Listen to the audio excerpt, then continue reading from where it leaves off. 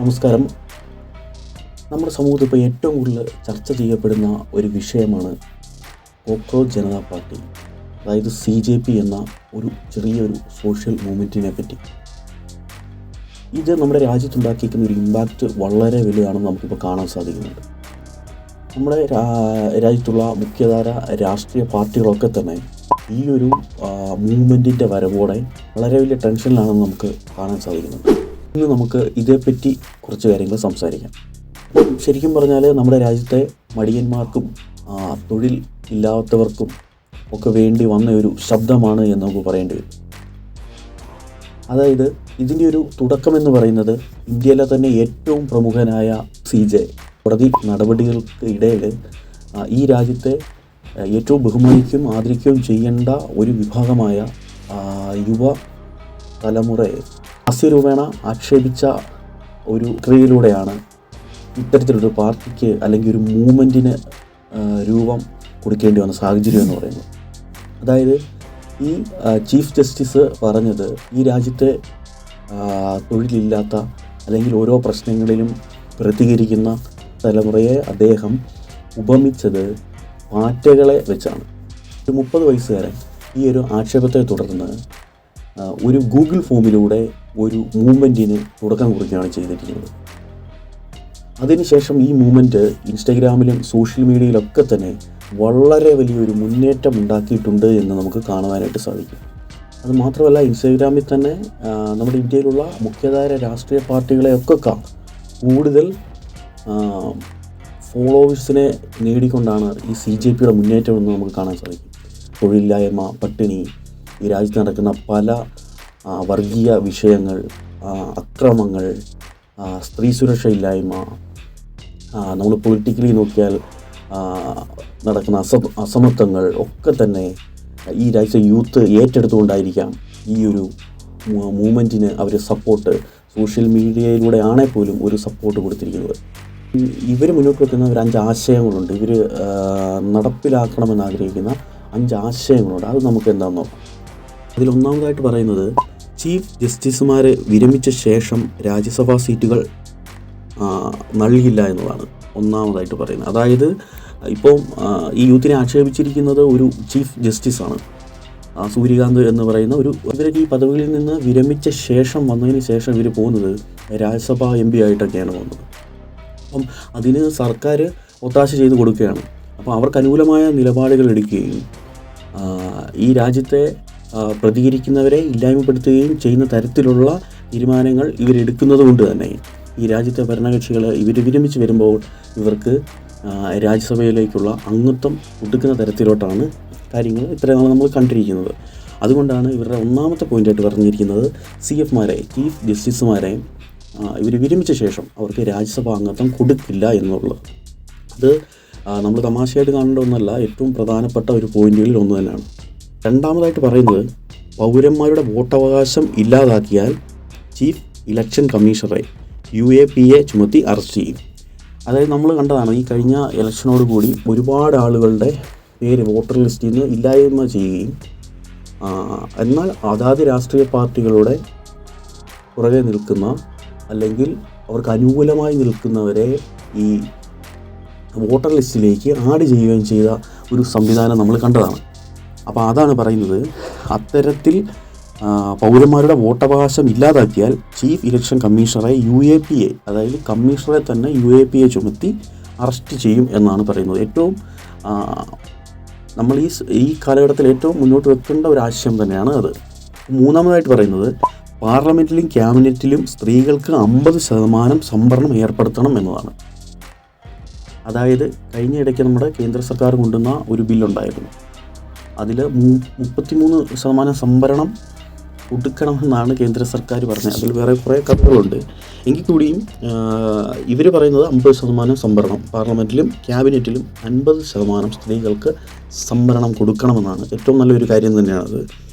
സ്ത്രീ സുരക്ഷയ്ക്ക് വേണ്ടിയും സ്ത്രീകളുടെ ഒരു നിലനിൽപ്പിനും അവർ സമൂഹത്തിന് മുന്നിലേക്ക് ഒരു നല്ല ശക്തിയുള്ളൊരു പവറായിട്ട് വരാനുള്ള ഒരു കാര്യം തന്നെയാണ് ഈ മൂന്നാമത്തെ പോയിന്റിൽ അവർ പറയുന്നത്. നാലാമതായിട്ട് പ്രമുഖ കോർപ്പറേറ്റുകളുടെ, അതായത് അദാനി അംബാനി അടക്കമുള്ള കോർപ്പറേറ്റുകളുടെ ഉടമസ്ഥതയിലുള്ള മാധ്യമങ്ങളുടെ ലൈസൻസ് റദ്ദാക്കി സ്വതന്ത്ര മാധ്യമങ്ങൾക്ക് വഴിയൊരുക്കും.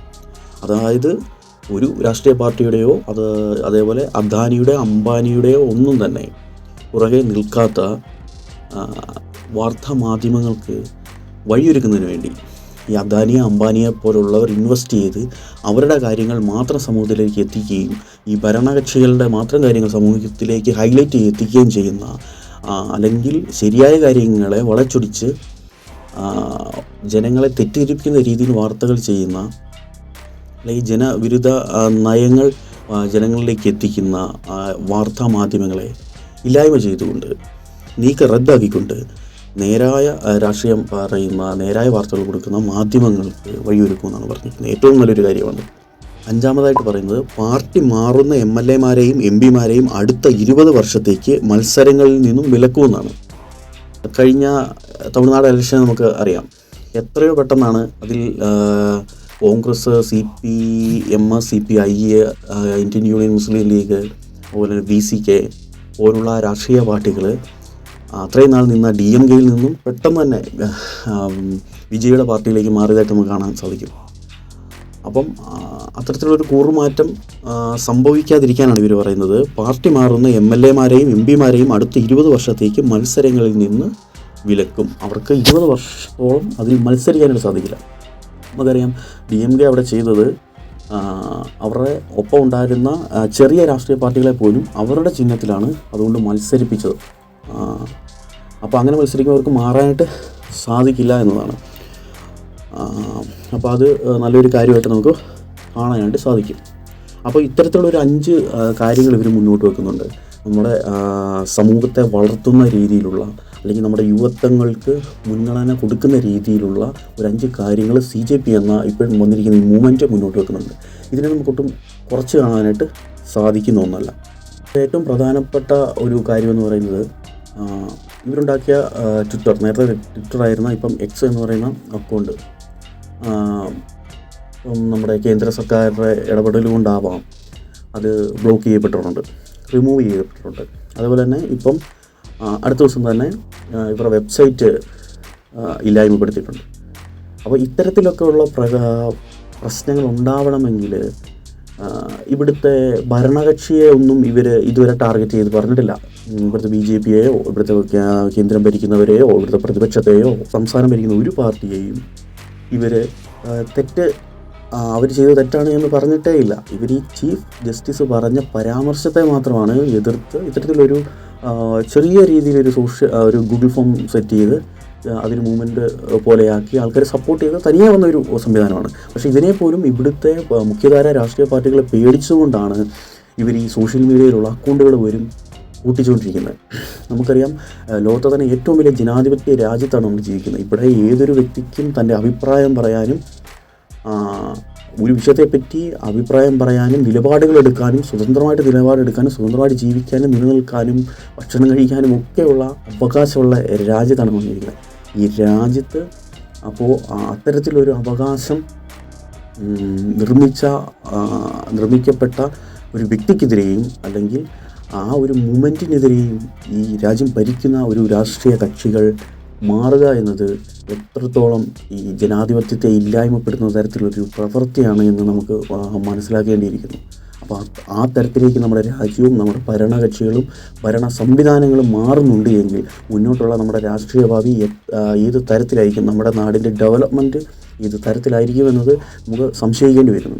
അതുകൊണ്ട് തന്നെ ഇത്തരത്തിലുള്ള രാഷ്ട്രീയ പാർട്ടിയിലേക്കുള്ള മാറ്റം, യുവത്വത്തിൻ്റെ ഒരു മാറ്റത്തെ നമുക്ക് ഒരിക്കലും അംഗീകരിക്കാതിരിക്കാൻ കഴിയില്ല. അംഗീകരിച്ച് കൊടുക്കേണ്ടി തന്നെ വരും. നമുക്ക് പോലും ഏറ്റവും കൂടുതൽ രാഷ്ട്രീയം ചർച്ചയാവുന്ന കേരളത്തിലുള്ള നമുക്ക് പോലും അത്തരത്തിലുള്ള രാഷ്ട്രീയ പാർട്ടിയുടെ വേദികളെ സ്വീകരിക്കേണ്ടി വരും. അവർ ആ ഐഡിയോളജി അവരുടെ പ്രോഗ്രാമിലേക്ക് നമുക്ക് കടന്നു പോകേണ്ടിയിരിക്കുന്നു. അവരുടെ പ്രോഗ്രാമുകൾ ശ്രദ്ധിക്കേണ്ടിയിരിക്കുന്നു ഇതൊരു മൂവ്മെൻറ്റായിട്ട് വന്നു കഴിഞ്ഞാൽ.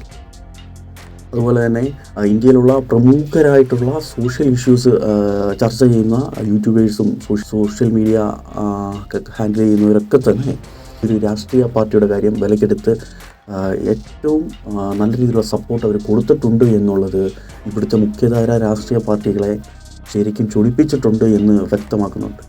വ്യവസ്ഥിതി മറന്നുപോയ ഒരു ജനങ്ങൾക്കായിട്ടുള്ളൊരു ശബ്ദമായിട്ട് നമുക്ക് ഈ ഒരു മൂവ്മെൻറ്റിനെ നമുക്ക് കാണാനായിട്ട് സാധിക്കും. തൊഴിലില്ലാത്തവരുടെ ഒരു ശബ്ദമായിട്ട് നമുക്കിത് കാണാനായിട്ട് സാധിക്കും. അപ്പോൾ മുന്നോട്ട് എന്താണ് ഇവരുടെ മൂവ്മെൻറ്റിൻ്റെ നീക്കം എന്നതിനെപ്പറ്റി നമുക്കറിയില്ല. അപ്പോൾ നമ്മൾ ഈ വീഡിയോ ചെയ്യുന്നത് കുറച്ച് ലേറ്റായിട്ടാണ്, എങ്കിൽ കൂടിയും മുന്നോട്ടുള്ള ഇവരുടെ നീക്കങ്ങളെ നമുക്ക് നിരീക്ഷിച്ചിട്ട് അതിൻ്റെ ബാക്കിയുള്ള കാര്യങ്ങളെ പറ്റി സംസാരിക്കാം. അപ്പോൾ നിങ്ങളുടെ വിലയേറിയ അഭിപ്രായങ്ങൾ നമ്മുടെ വീഡിയോയുടെ താഴെ കമൻറ്റ് ചെയ്യുക, നമ്മളെ ഫോളോ ചെയ്യുക, സബ്സ്ക്രൈബ് ചെയ്യുക, വീഡിയോ ഒന്ന് ലൈക്ക് ചെയ്ത് മറ്റുള്ളവരിലേക്കും നമ്മുടെ ഈ ഇൻഫോർമേഷനൊക്കെ ഒന്ന് ഷെയർ ചെയ്ത് കൊടുക്കാം. Thank you.